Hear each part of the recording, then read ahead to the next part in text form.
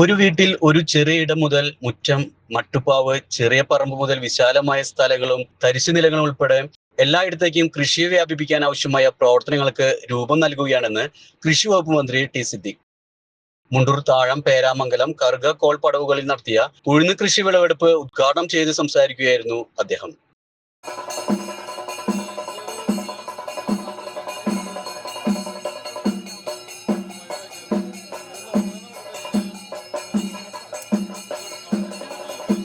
പുതിയ തലമുറ കൃഷിയിൽ നിന്ന് പുറകോട്ടു പോകുന്നത് തടയുന്നതിന് വിദ്യാർത്ഥികളെ കൃഷിയിലേക്ക് ബന്ധിപ്പിക്കുന്ന കതിർ പദ്ധതിയുടെ ഉദ്ഘാടനം നിർവഹിക്കപ്പെട്ടിട്ടുണ്ട്.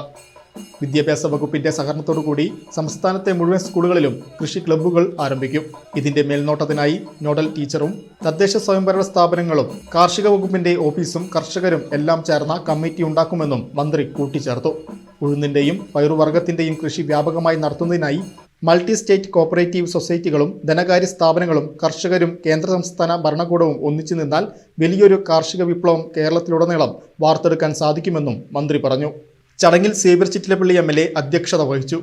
മുണ്ടൂർ താഴംകോൾ, കറുകക്കോൾ പാടശേഖര സമിതി, കൈപ്പറമ്പ് കൃഷിഭവൻ, കൈപ്പറമ്പ് പഞ്ചായത്ത്, മുണ്ടൂർ സർവീസ് സഹകരണ ബാങ്ക്, ഇസാഫ് കോപ്പറേറ്റീവ് എന്നിവരുടെ സഹകരണത്തോടെയാണ് കോൾ പടവുകളിൽ ഉഴുന്ന് കൃഷി നടത്തിയത്.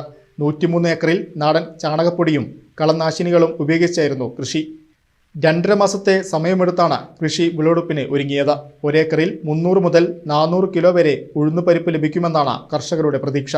ചടങ്ങിൽ ESAF small finance bank managing director doctor K Paul Thomas, ESAF cooperative bank CEO George Thomas, ജില്ലാ പഞ്ചായത്ത് അംഗം PK Prasad, Kaiparambu panchayat president Prameela Subramanian, vice president Lindy Shiju, block panchayat അംഗം NK രാജു, സ്ഥിരം സമിതി അധ്യക്ഷൻ PB ബിനോയ്, മുണ്ടൂർ സർവീസ് സഹകരണ ബാങ്ക് പ്രസിഡന്റ് MJ നിജോൺ, കൃഷി ഓഫീസർ പ്രശാന്ത് അരവിന്ദ് കുമാർ എന്നിവർ സംസാരിച്ചു.